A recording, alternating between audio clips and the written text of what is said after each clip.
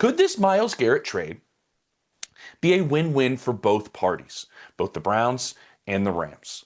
And it's an interesting trade. It's very in-depth, so let's get into it.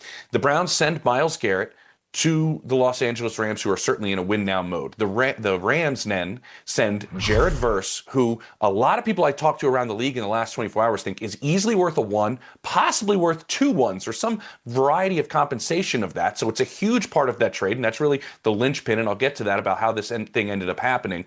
But also a first-round pick, and then a second and 28 and a third-round pick in 29. A very big haul for Myles Garrett, the two-time Defensive Player of the Year and the reigning sack champion, and who knows what he could get. They went 5-12 last year in Cleveland. He had 23 sacks.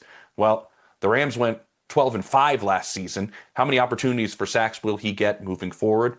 We'll see. Maybe he breaks the record this year because that's an extremely talented defensive front. Why the Rams went all in, you remember what they did with the Trent McDuffie trade. They had an extra pick from that move that they made with the Falcons the year before, so they get one of the best cornerbacks in football, sign him to a contract extension. They felt like there were times that even though they considered themselves maybe the best team in football last year, there were instances where they didn't get stops, where they felt like they needed to get stops with that young defensive line and just couldn't do it. Well, Myles Garrett will certainly help you get those stops. He will certainly find ways to get after the quarterback. And that's really what they were looking at. And they were persistent in this. And that's really the part that allowed this trade to happen. The Rams never really gave up. No matter how many times the Browns told them, no, we're not trading Myles Garrett, the Rams never stopped because they felt like with this short Matthew Stafford window that they have an opportunity to win another Super Bowl, and obviously this one's in LA. The other part of it is the Ty Simpson pick.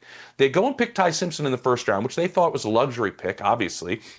But also you could look at it to where the Rams felt like they got ahead of the game. There's a lot of teams looking for quarterbacks in the 2027 draft. If they feel like they got the quarterback that's going to play for them after Matthew Stafford, whenever he retires, after this year, after the following year, maybe it's 2 more years, who knows? But they do feel like that quarterback's already on their roster. So then their value of a first-round pick in 2027 or 2028 perhaps is a little bit different after they picked Ty Simpson, that they feel like that pick is now exchangeable, and that's kind of what they ended up doing with parting ways with that first-round pick in 2027 as part of this trade.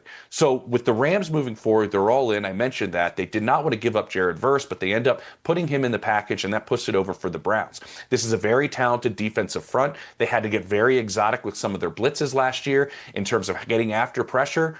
They don't have to do that. Myles Garrett can play across the entire line. He makes the entire group better. He's going to create matchups for everybody. Guys on the back end can play man more. They can jump some routes because they don't have to cover very long. This makes the team that a lot of people believe was the best team in football even better and maybe separate themselves even further from the rest of the pack. So that's what the Rams were thinking.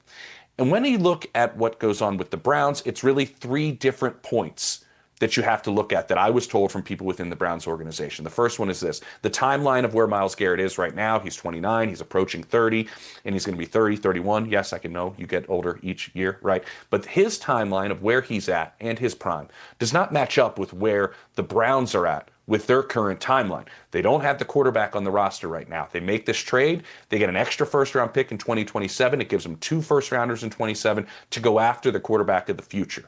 They do feel like they're turning in the right direction. The draft from 2 years ago was very good. They think this draft was good. They have some key young pieces. But again, they're a couple years away. A lot of people I talk to around the NFL believe it's like 28, 29. They're going to be very, very competitive then.